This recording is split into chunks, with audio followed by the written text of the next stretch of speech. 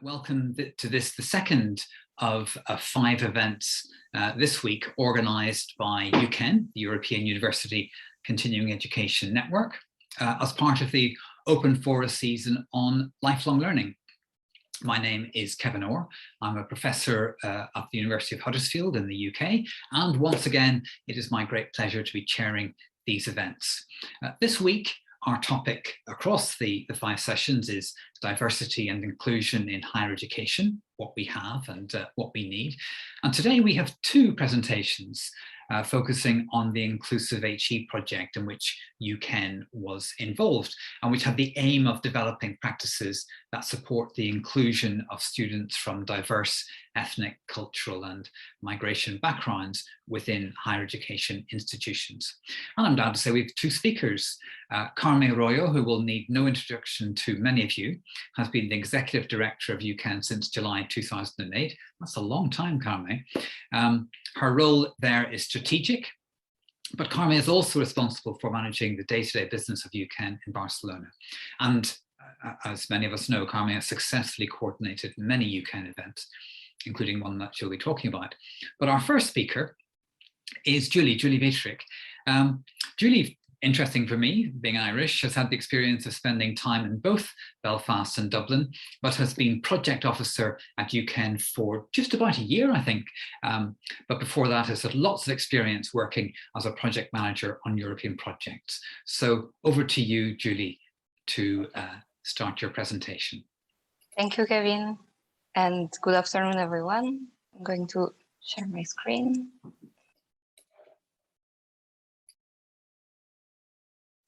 Here it is. I think you can see it.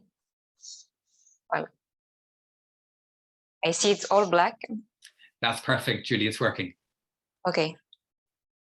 Well, I just have a screen problem, but I will start anyway. I hope it gets back to normal. So as Kevin was saying, I will start by presenting one of the projects UCEN is involved in on the topic of inclusion. It's called Inclusive Higher Education, and as its name is saying, its main objective is to support inclusive policies and practices in higher education. But before I present the project a bit more into detail, I would like to give a little bit of context and to explain where the project comes from. Can you see my second slide? Julie, we see the website now. Okay. My screen is all black, I'm sorry.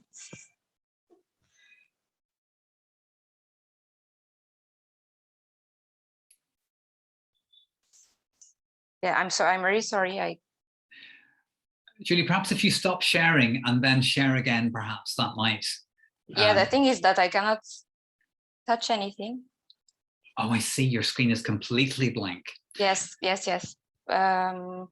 Escape, maybe? Maybe, Carme, you should start. I was going to suggest that. Carme, would you be able to jump in and go first? Manage to... Yes, no problem. I can do that. Thank you, Carme. And then we will come back to you, Julia, and hope that you get yourself sorted out. This is the benefit of having 2 speakers. Perfect. So, Carme, over to you when you're ready. Yes. Let me just prepare it.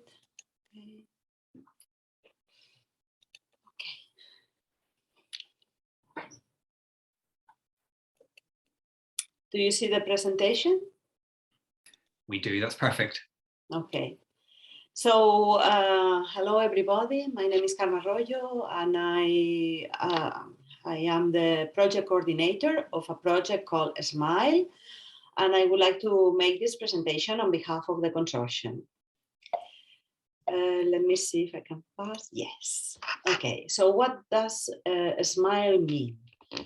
It means social meaningful impact through lifelong learning universities in Europe. This is an Erasmus Plus co-funded project under the K3 Social Inclusion and Common Values program and the sub-program Support for Policy Reform. We have 11 partners from 8 different EU countries, and they are more or less half-half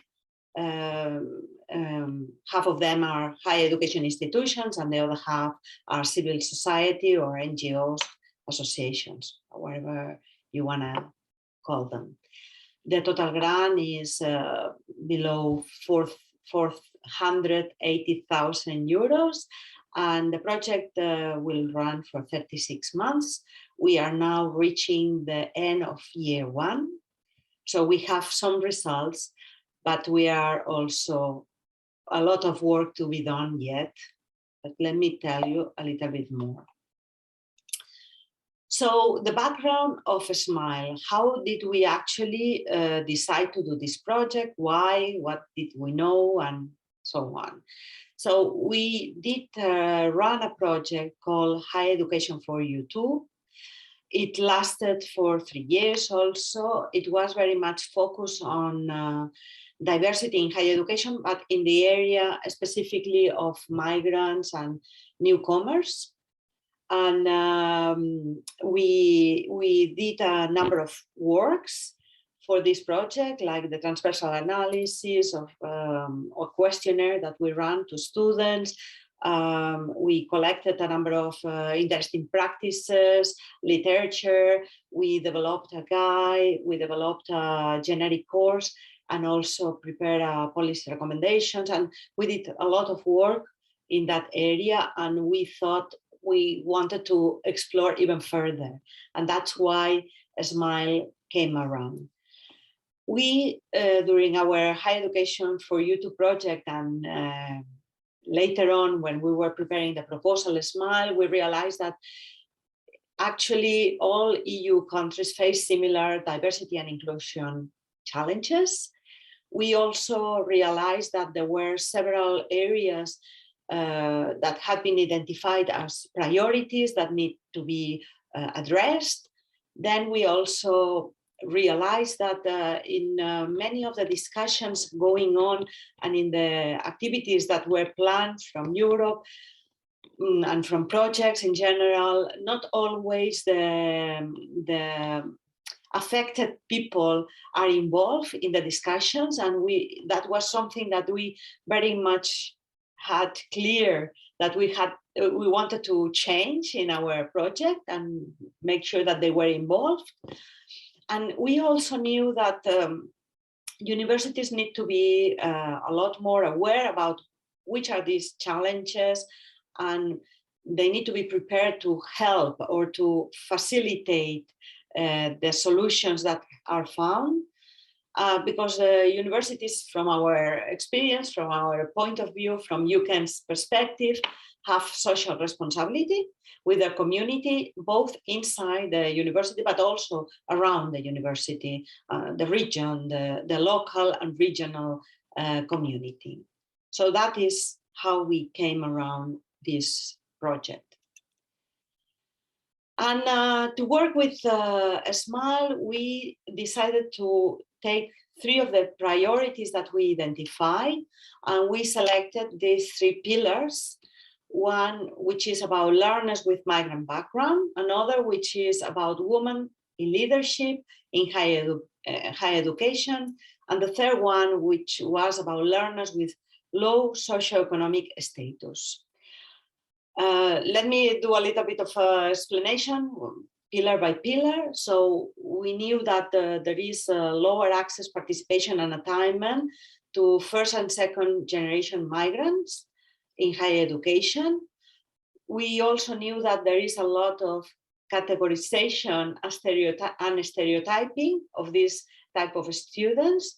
And with SMILE, what we want to do, what we are intending, is to train staff, both academic and non-academic. We think this is very important, so I would like to highlight it, to make sure that they understand better this type of students, and to make steps for embedding their empowerment, and also to give them voice. Regarding the second pillar about women in leadership, we also know, because there are figures floating around from UNESCO and from many other organizations, that access to the leadership position visibilization and recognition of these the people working in these positions is not equal. Males have a lot more visibility and they have more access than females. So what we also want with SMILE is to train university staff in both groups, academic and non-academic, to make sure that the topic is addressed, to make sure that we promote critical thinking about this topic, and to enable discussion with the students, but also with alumni. And we also intend to encourage mentoring from those women who are already in higher positions to younger generations. And the third pillar, which is about learners with low socioeconomic status, we also know, similarly to the first pillar, that they have lower access, participation, and attainment, that sometimes their situation is seen like a problem. The people think about this is a problem for us, instead of thinking that they have needs and these needs to be addressed. And also they are sometimes stigmatized. So what we would like to do from SMILE is to, again, offer training to university staff in both categories, academic and non-academic, to facilitate feeling of inclusion to these students, to develop inclusive pedagogies, and to give this kind of students voice. And when we were planning all this, we didn't really realize in that moment, but with the work that we have done during this first year, we have realized about something which has become very, very clear. And that is that there is a very important issue of intersectionality between these three pillars, because it's not strange that students with migrant background we also have a challenge because they have low social economic income status, and if they are also women, then it's practically like a very difficult situation for them to progress, even to start studying sometimes. So this intersectionality, it's a very crucial issue that I wanted to highlight, and we are already working, taking into account this situation. What have we done by now that you could actually consult so far? So by now, what you can consult is 3 reports that we have developed during 2021. We have consulted and worked with target audiences of these 3 pillars, and with other associations and NGOs and civil society that work with this kind of audiences. We have collected information from them, feedback. We have also done a very in-depth peer learning seminar. Unfortunately, we had to do that online, but I think that it was around 7 very intensive days of work. We started preparing online, and then we had the seminar itself. We had this before knowing discussion, and then we presented preliminary data from the reports, and we discussed the results further.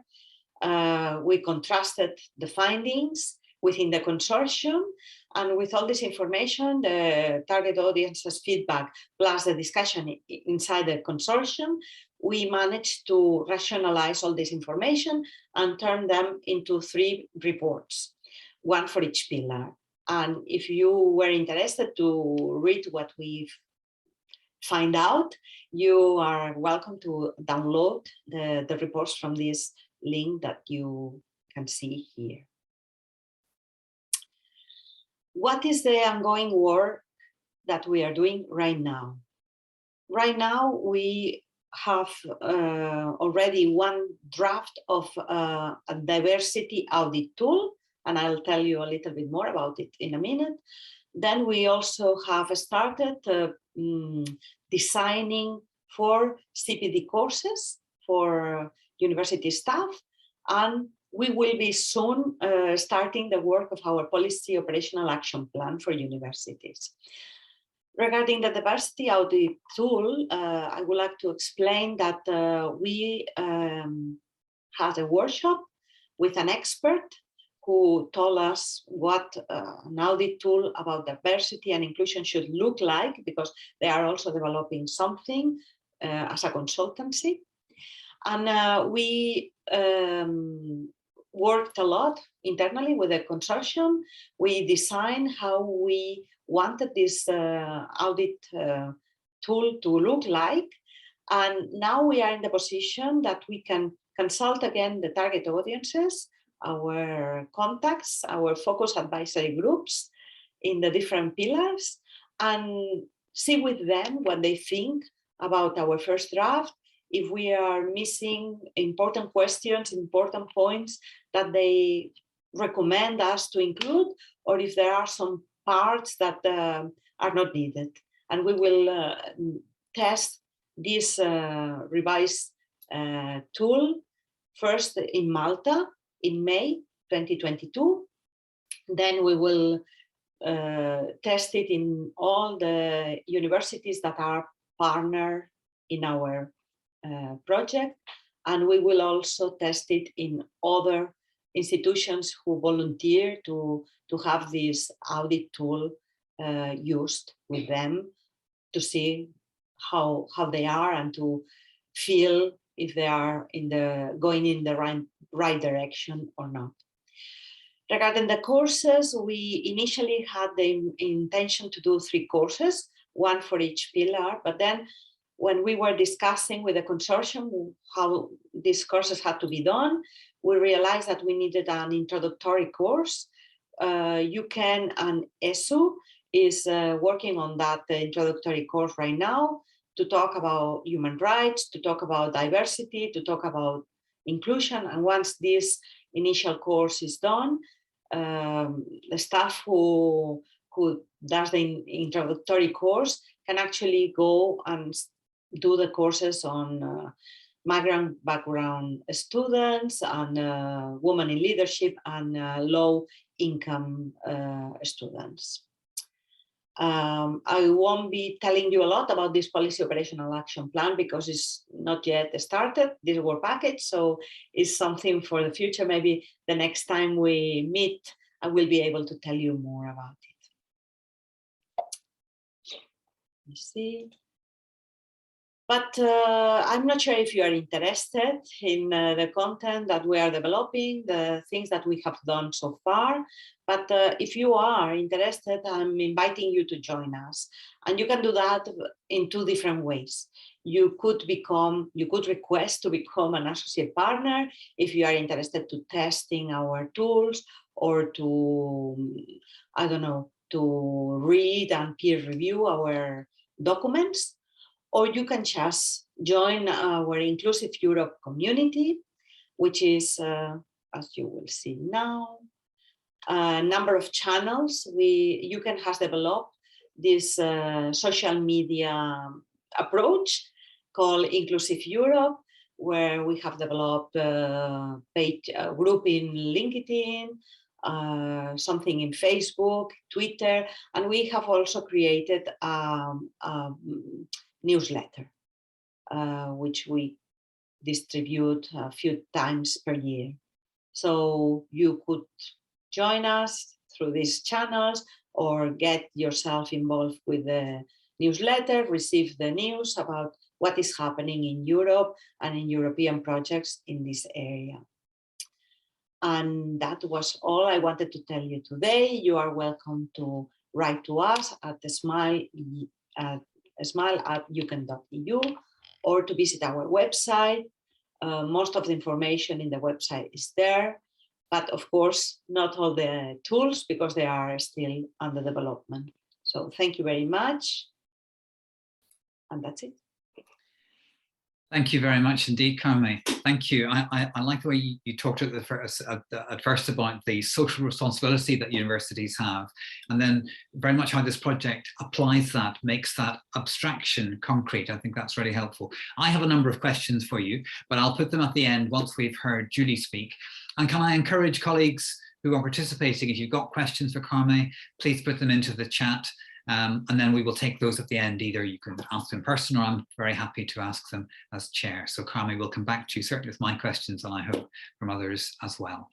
Julie, you've got your computer to work. Well done for remaining so calm and getting it all set back up again. I admire your coolness under pressure. So Julie, over to you. Thank you. I hope it works better now. Sorry for the technical issue. So let's try. Okay, I'm not sure. Julie, we can see it as presenter. We can see the presenter's display. Okay, so now, right? That's perfect. Okay, good. Thank you. So yes, I'm going to present another project on the same topic, which has a slightly different approach, inclusive higher education. And I was just before I was going to give you a bit the context of the project. So inclusive higher education is a key priority for Europe.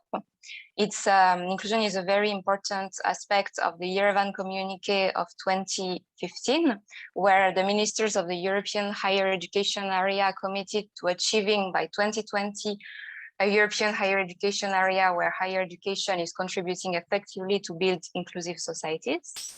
Inclusion is also a priority for action in the European Union Agenda for Higher Education 2017. So we can wonder what happened since then. And a number of monitoring reports have been published that say that despite ministers' commitment and recommendations at European level, there is still room for improvement. Actually, only a minority of countries in the European higher education area have developed national action plans to follow up on their commitments. Universities have taken action individually in the European Union, but they mainly focus on diversity rather than inclusion, or even on some aspects of diversity, such as gender or disabilities, but they do not take into account the whole concept of diversity and inclusion.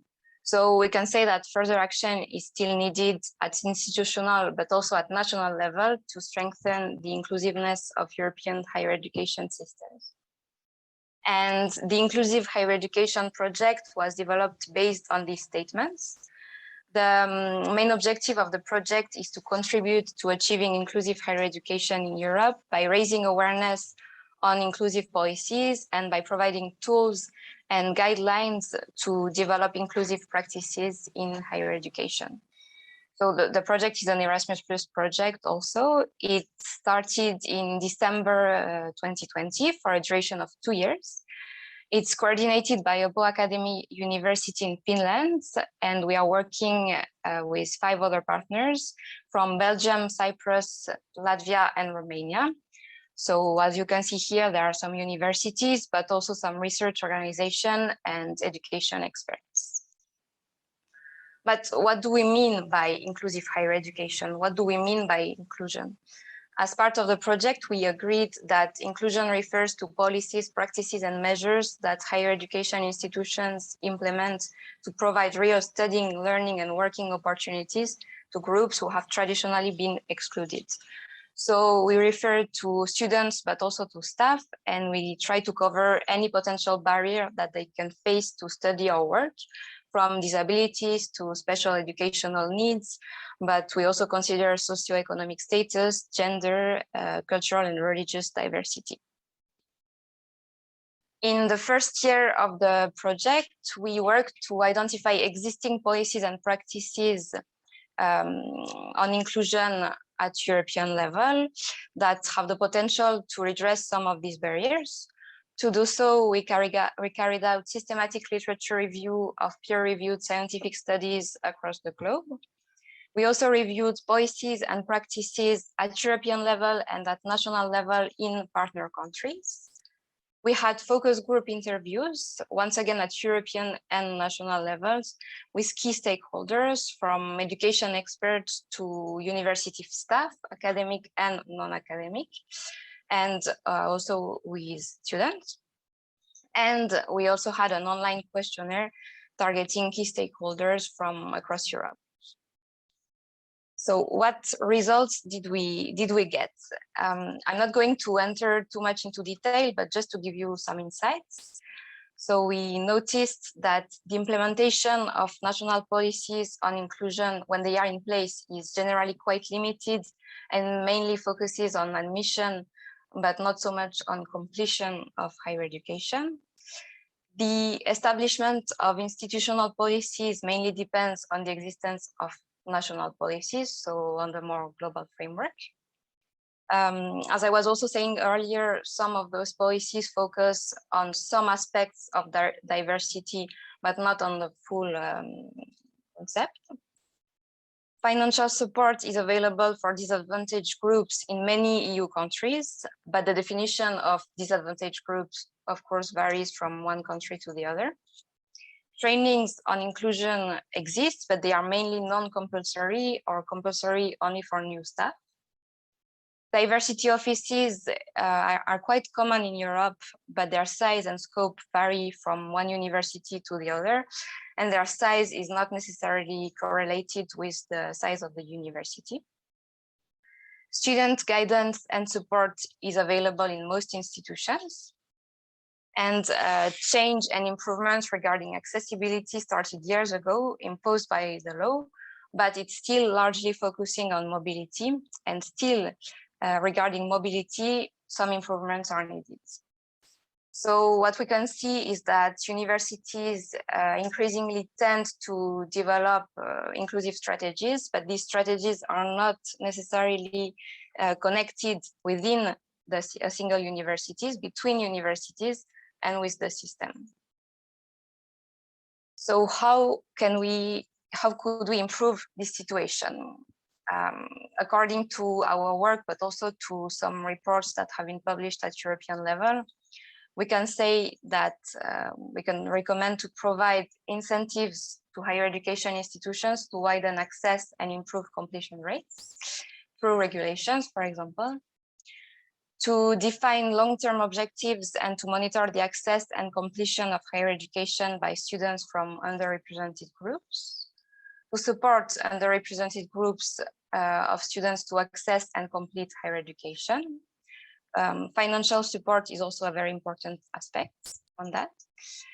To make staff training on inclusion compulsory, to provide accessible information to students, potential students, but also to staff about the different programs, funding opportunities, and other aspects of higher education, to provide flexible learning pathways, and to encourage dialogue between all stakeholders, between universities, but also with policymakers and public authorities.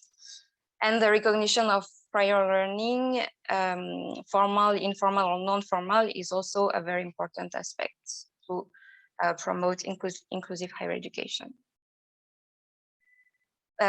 So based on our work and on this conclusion, we created, as part of the Inclusive Higher Education project, a framework to highlight the main levers to make higher education more inclusive. It has 3 different components: policies at national, regional, and institutional level, practices related to administration, curriculum, teaching and learning, and accessibility, either physical, digital, or social and attitudinal.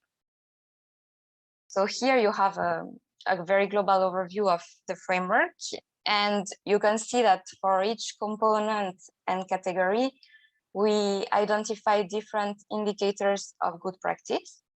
And for each of these indicators, we also identify measurable actions that can be implemented in order to improve practices. I'm going to try to show you what it looks like on our website. I hope you can still see the screen. So this is the framework as it is available on the website. you can see here the different categories. And for example, if we have a look at policies at university level,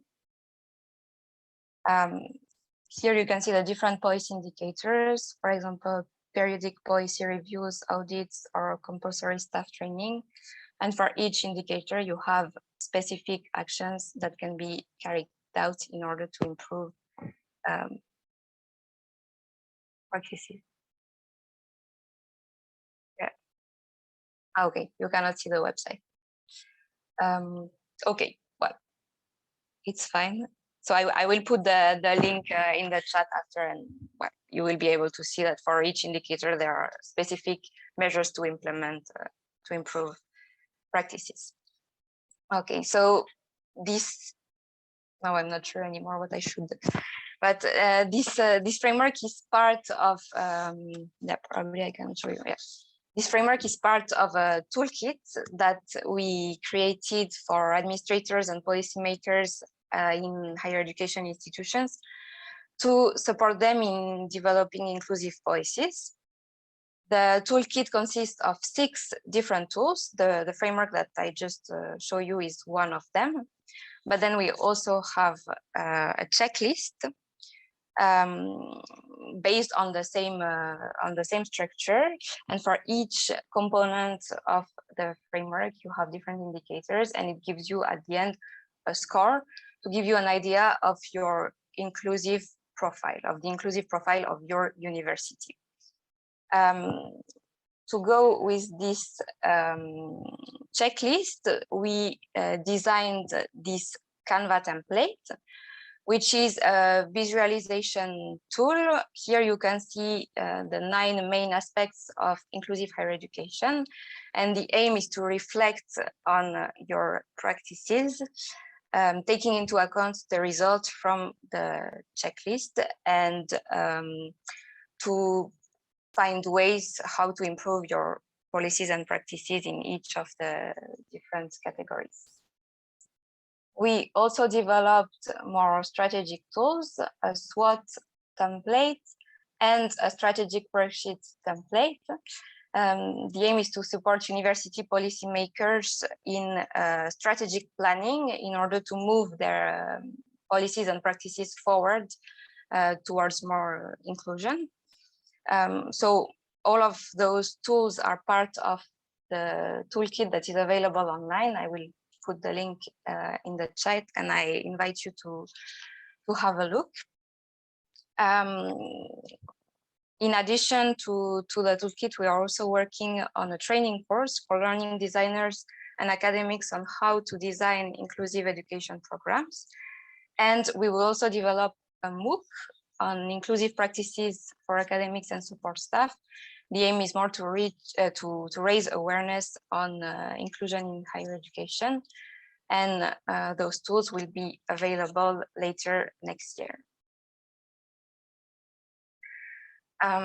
So to conclude, we can say that the exchange of experience and peer learning are very important in fostering inclusive higher education.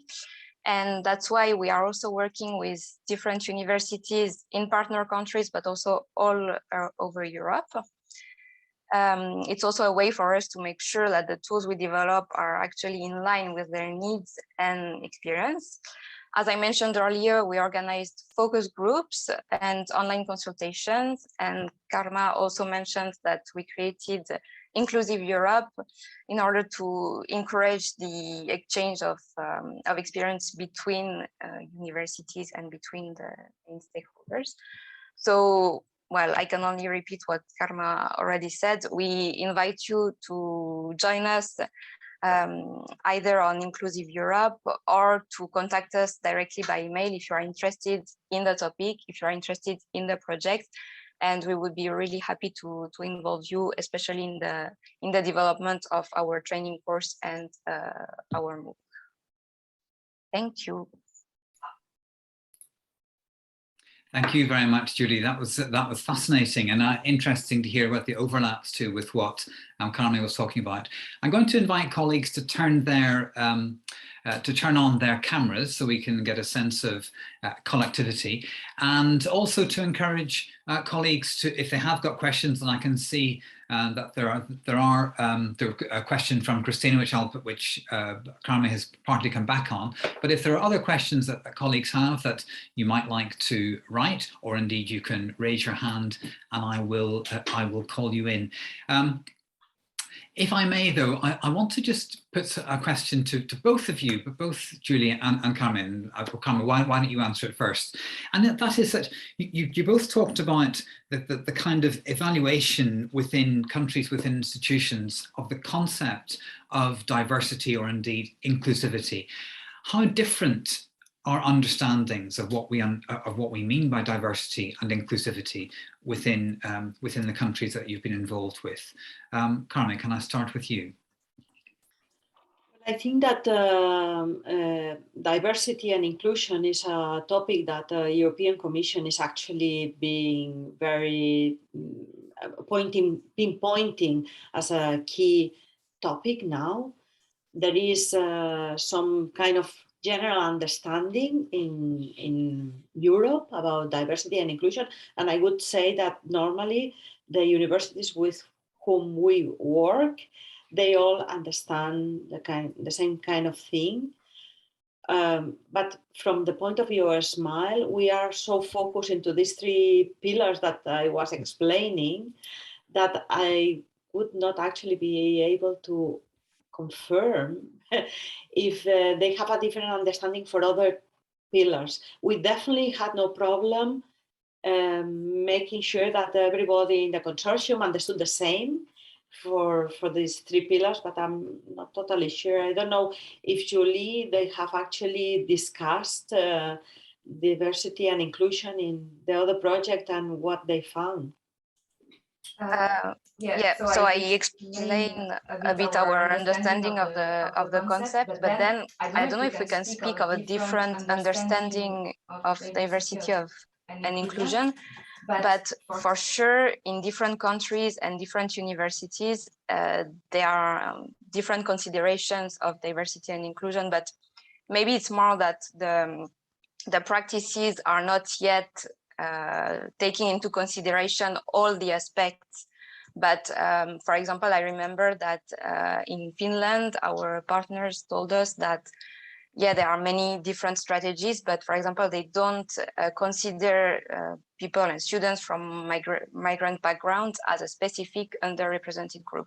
They just, it's just among other groups. Whereas I'm sure that in other countries, the migration background will be recognized as specific underrepresented groups.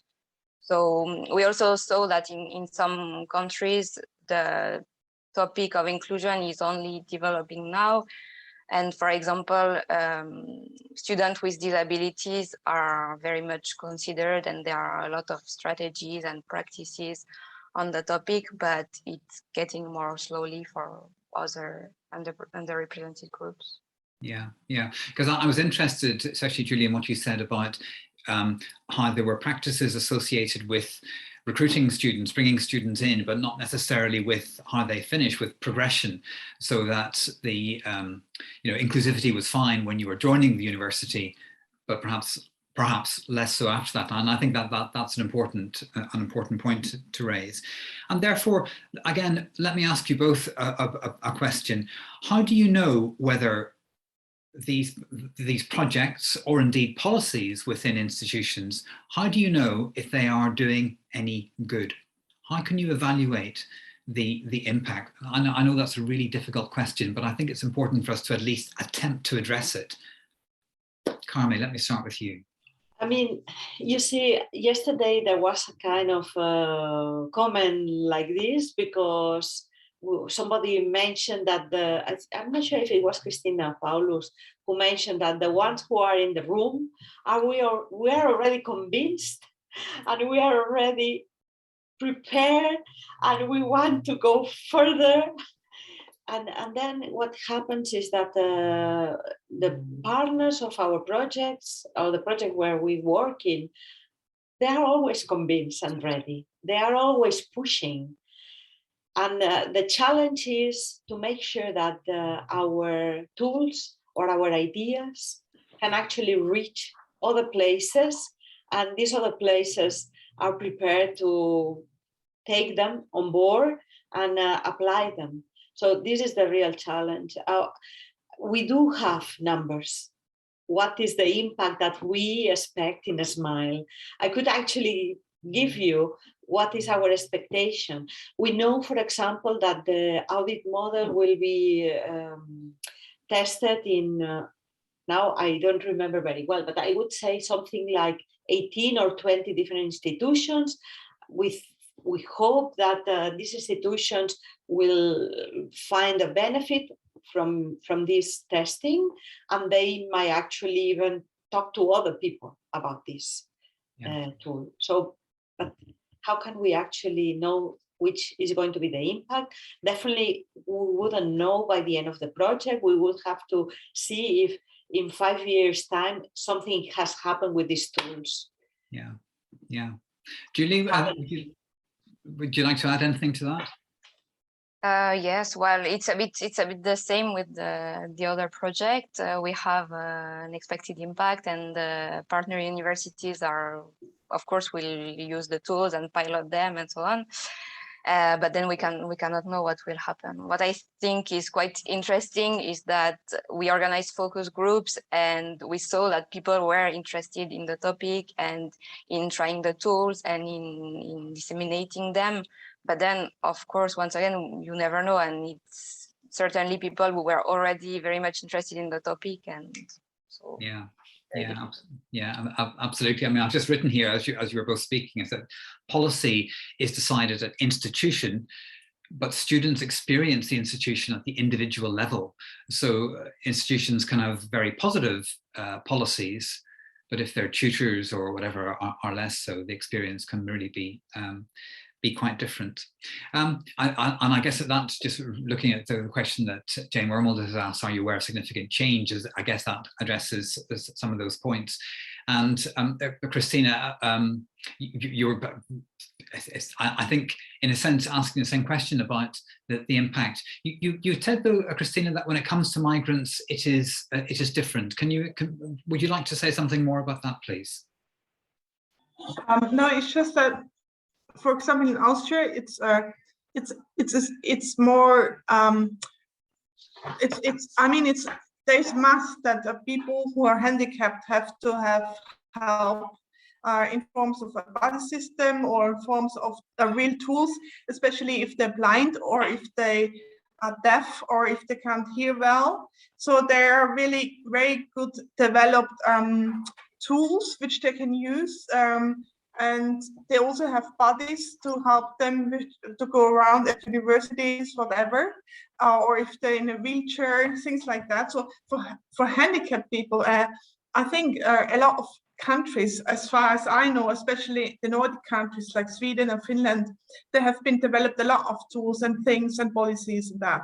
But when it comes to migrants, when it comes to the language itself, when it comes to people with lower income, inclusiveness, where you have courses or step courses to get people into university, it's different. So I think this is a big gap between people who are really handicapped and have their systems and people who come from the other parts of social inclusion.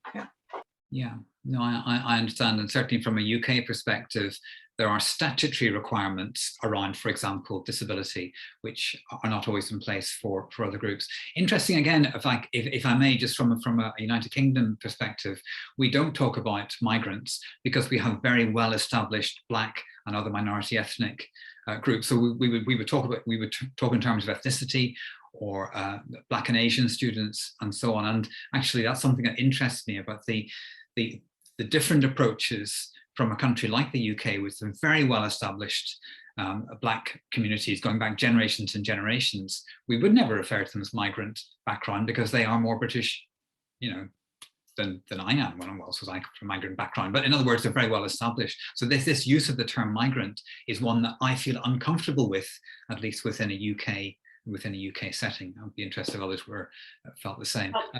Carme. But Kevin, I know what I understand perfectly well what you mean, but what has happened with this flow of migration that you had a few years ago? Has this changed the mentality and the approach in the UK, or you are still willing to embed them as if they were not migrants at all, but they are citizens? I don't think so. Well, no, I certainly agree with that. Racism is alive and well, I'm afraid to say, in the United Kingdom, despite very well established Black and other ethnic minority groups having been here for centuries. So yes, no, I accept that absolutely. If you have other questions, please do put them into the chat or raise your hands. I was interested, Julie, if I can come back to you, you talked about in your list of good practice, one of the things that you alluded to was an inclusive environment. What does that look like? What does an inclusive environment look like? Can you give us an example that you might remember from one of the institutions? Yeah, well, actually, that would be good to show you the website. Perfect.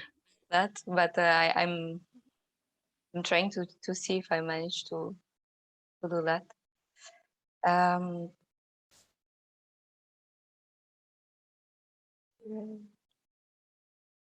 Yes, okay, I have it. I'm trying. If not, I just. Sorry, I don't know what's happening with my computer today. I admire your courage for even trying, Julia. So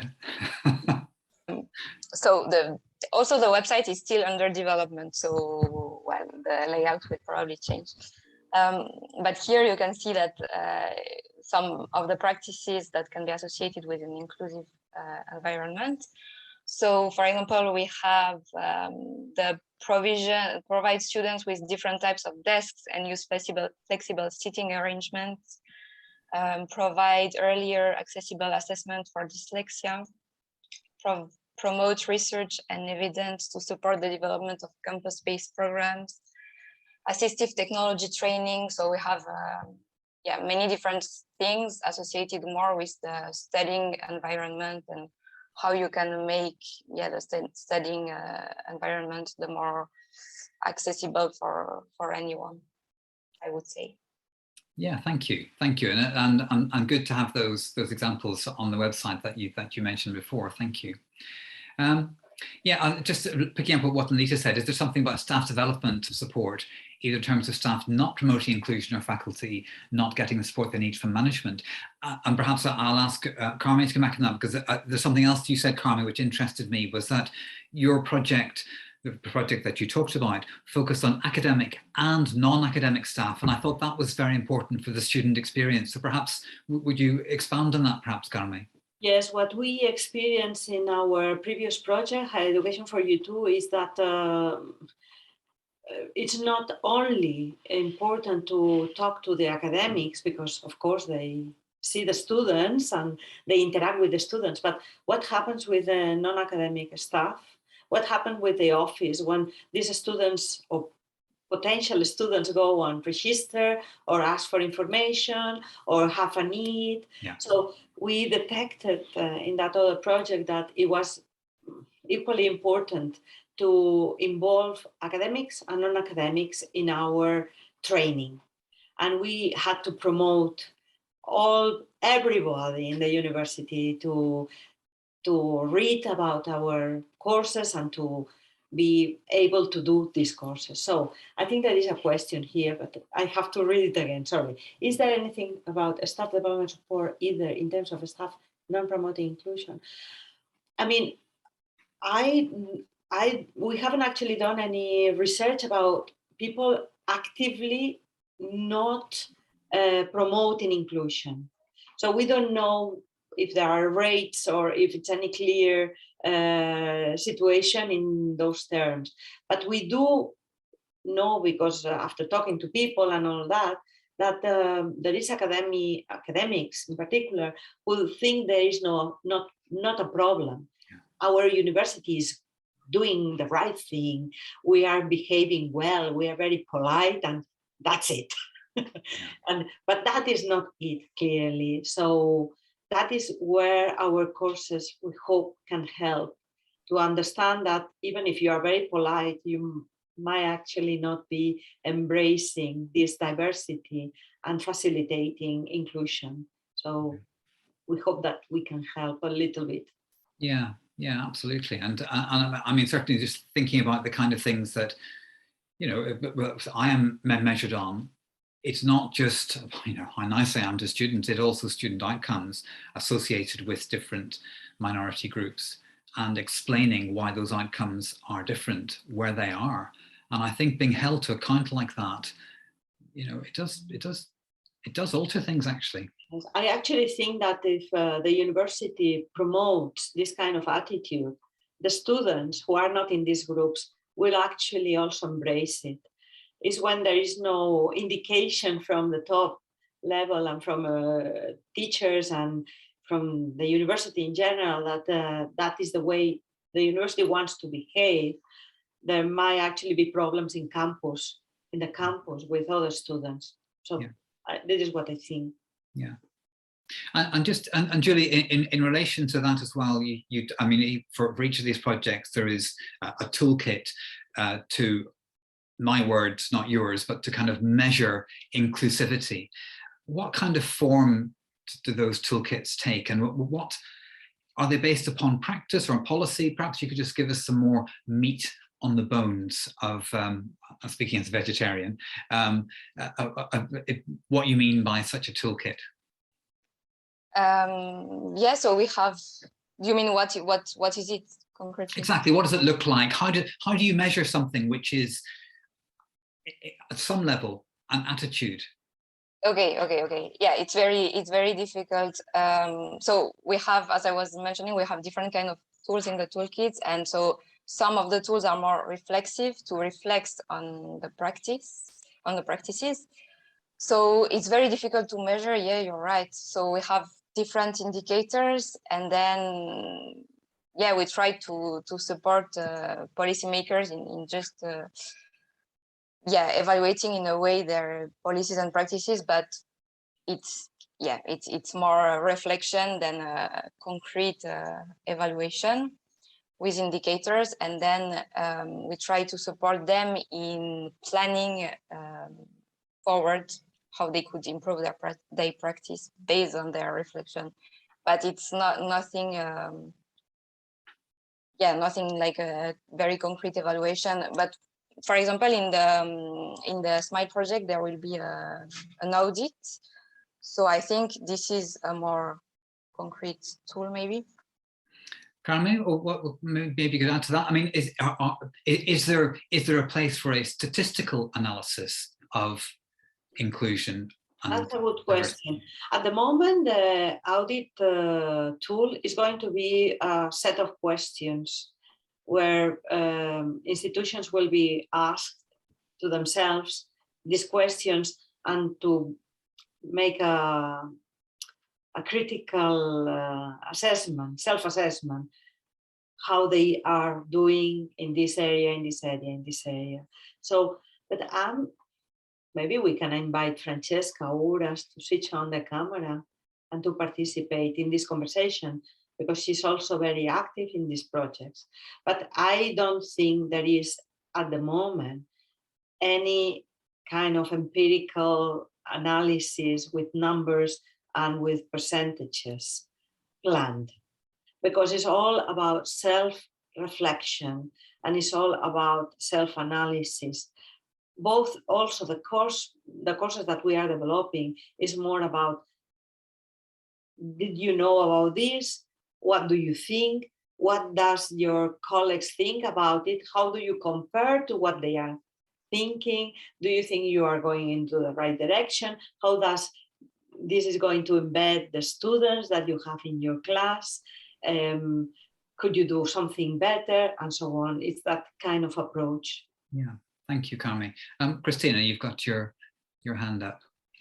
No, I just think we should really invite all the deans and rectors and directors of universities to be part of the project and answer this self-reflection board, because these are the ones who really should be thinking of what they're doing. And I think this would be really excellent to get an initiative, maybe about on UCAN, to invite all UCAN university partners for the management to ask these questions. I mean, it's just an idea, but this would be brilliant. What it would be rather easy to organize, for example, would be a session in the next conference. We could organize something where those who are interested could actually attend, and we could actually run a small portion, because the audit is meant to happen in 1.5 days, something like that. But we could actually present, and we could actually help you to start, so you can then go back to your institutions and continue the work. That is something that we can do, yes. Yeah. And just again, I mean, because the approach from Britain is somewhat different, and because of a different experience, and as Jane has just written there, that we've 9 protected characteristics by law which help action in certain areas, but also in relation to, we have the teaching excellence framework that all universities in England are measured by, and part of that is a statistical accountability for the gap between the attainment of certain groups. And look, I don't support the teaching excellence framework in many respects, but on that, it has shone a light on differential experience, differential outcomes, on progression. And look, there is a hard edge to statistics, which have certainly made me and my institution think very carefully about why it is that groups of students who come with the same qualifications end up with different with different degrees associated with their backgrounds. Mm-hmm. So I mean, and that has, if you like, it has woken many of us up to this being more than about attitudes, if you like. Colleagues, it's getting towards, well, 3 o'clock my time, 4 o'clock for most of you. Thank you very much to Julie and Carme for introducing these 2 important projects to us. I would encourage colleagues to look them up, and indeed to become associate partners. I think that that's something I think we should get Huddersfield to do. Tomorrow, if I can just look at my notes, tomorrow we've got Maria Sierra and Van der Basch talking to us about, again, inclusive engagement of non-traditional students in professional higher education, a subject close to my heart, and together moving forward, small grants for local youth and student-led initiatives. So thank you once again to Julie and Carme, and I hope to see many of you again tomorrow. Until then, very take much. care. Bye-bye. Bye-bye.